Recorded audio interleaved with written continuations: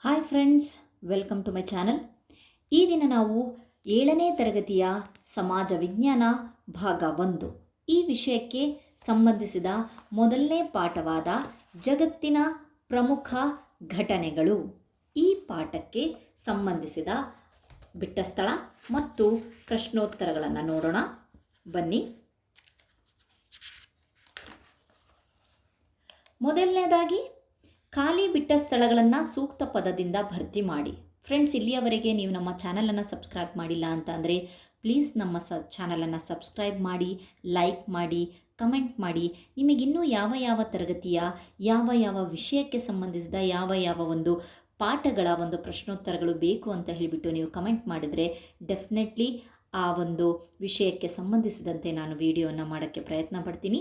So ಬನ್ನಿ ನೋಡೋಣ. ಮೊದಲನೇ ಬಿಟ್ಟ ಸ್ಥಳ ಕ್ರೈಸ್ತರ ಪವಿತ್ರ ಗ್ರಂಥ ಡ್ಯಾಶ್ ಬೈಬಲ್.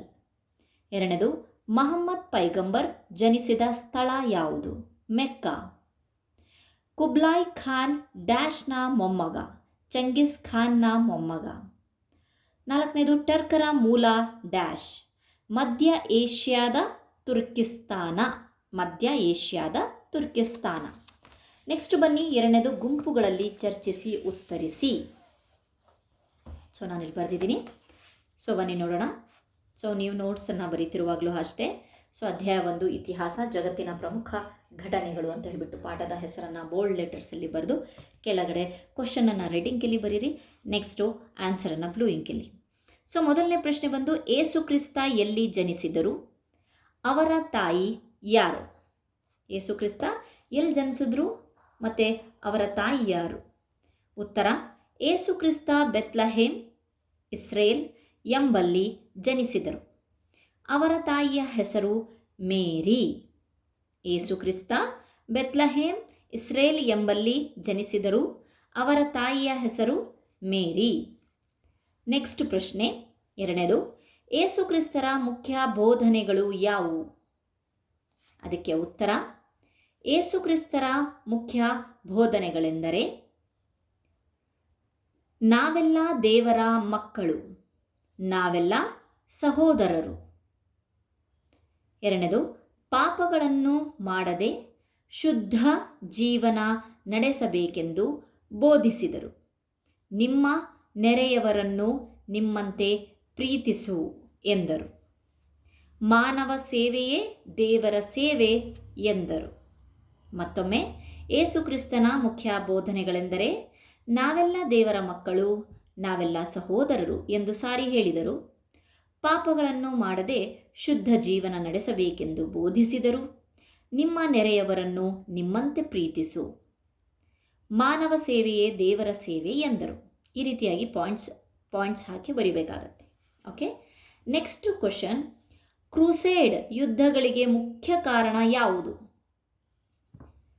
ಉತ್ತರ, ಪ್ಯಾಲೆಸ್ತೇನ್ ಅಟೋಮಾನ್ ಟರ್ಕರ ವಶದಲ್ಲಿದ್ದರು. ಕ್ರೈಸ್ತರು ಬಹುಕಾಲದಿಂದ ಅಲ್ಲಿಗೆ ಯಾತ್ರೆಗಾಗಿ ಹೋಗಿ ಬರುತ್ತಿದ್ದರು.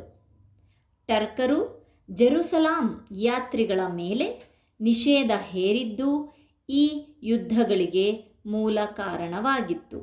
ಈ ಯುದ್ಧ ಅಂತಂದರೆ ಕ್ರೂಸೇಡ್ ಯುದ್ಧ. ಮತ್ತೊಮ್ಮೆ, ಪ್ಯಾಲೆಸ್ತೈನ್ ಅಟೋಮಾನ್ ಟರ್ಕರ ವಶದಲ್ಲಿದ್ದರೂ ಕ್ರೈಸ್ತರು ಬಹುಕಾಲದಿಂದ ಅಲ್ಲಿಗೆ ಯಾತ್ರೆಗಾಗಿ ಹೋಗಿ ಬರುತ್ತಿದ್ದರು. ಟರ್ಕರು ಜೆರುಸಲಂ ಯಾತ್ರಿಗಳ ಮೇಲೆ ನಿಷೇಧ ಹೇರಿದ್ದು ಈ ಯುದ್ಧಗಳಿಗೆ ಮೂಲ ಕಾರಣವಾಗಿತ್ತು. ನೆಕ್ಸ್ಟ್ ಪ್ರಶ್ನೆ 4ನೇ ಪ್ರಶ್ನೆ, ಪ್ರವಾದಿ ಮೊಹಮ್ಮದರ ಮುಖ್ಯ ಬೋಧನೆಗಳು ಯಾವುವು? ಉತ್ತರ, ಪ್ರವಾದಿ ಮೊಹಮ್ಮದರ ಮುಖ್ಯ ಬೋಧನೆಗಳು ಯಾವುವೆಂದರೆ, ಇದನ್ನು ಸಹ ಪಾಯಿಂಟಲ್ಲಿ ಬರೀರಿ. ದೇವನೊಬ್ಬನೇ, ಏಕದೇವತಾರಾಧನೆ ಇಸ್ಲಾಮಿನ ಮೂಲಭೂತ ತತ್ವ.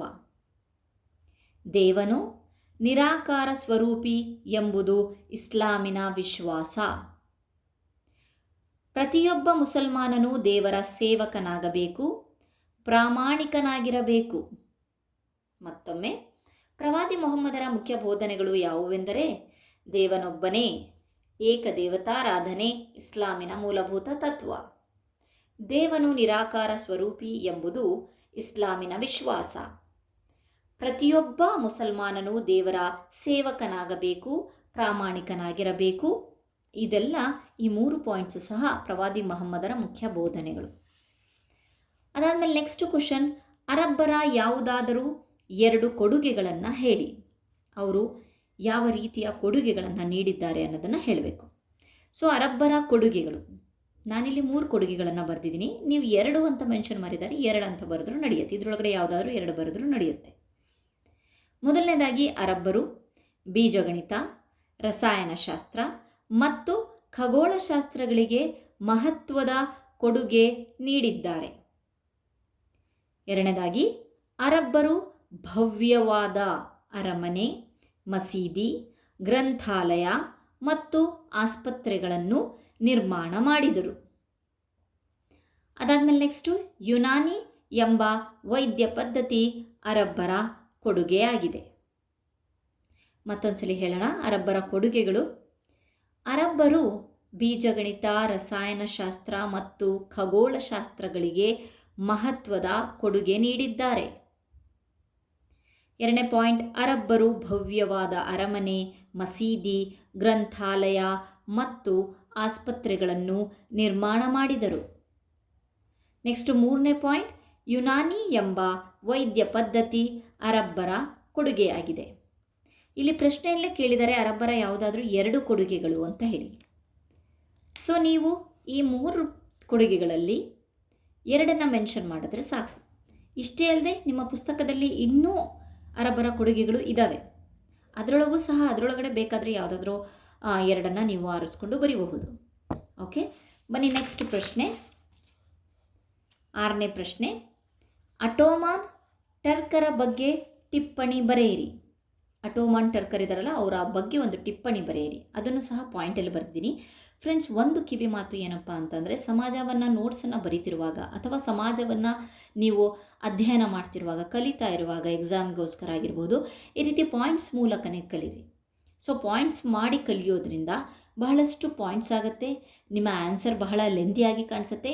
ನೀವು ಬಹಳ ಈಸಿಯಾಗಿ ಪ್ರಶ್ನೆಗಳಿಗೆ ಉತ್ತರವನ್ನು ನೆನಪಿಡ್ಕೊಳ್ಬಹುದು ಈ ರೀತಿ ಪಾಯಿಂಟನ್ನು ಮಾಡೋದ್ರಿಂದ. ಓಕೆನಾ? ಬನ್ನಿ.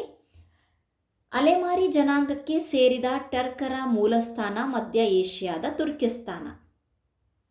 ಇವರು ಇಸ್ಲಾಂ ಅನುಯಾಯಿಗಳಾದರು. ಅಟೋಮನ್ ಎಂಬ ಮಿಲಿಟರಿ ರಾಜ್ಯವನ್ನು ಕಟ್ಟಿದರು. ಭಾರತದ ಮೇಲೆ ಆಕ್ರಮಣ ನಡೆಸಿದರು. ಇದಿಷ್ಟು ಅಟೋಮಾನ್ ಟರ್ಕರ ಬಗ್ಗೆ ಒಂದು ಸಿಂಪಲ್ ಆಗಿರುವಂಥ ಟಿಪ್ಪಣಿಯಾಗಿದೆ.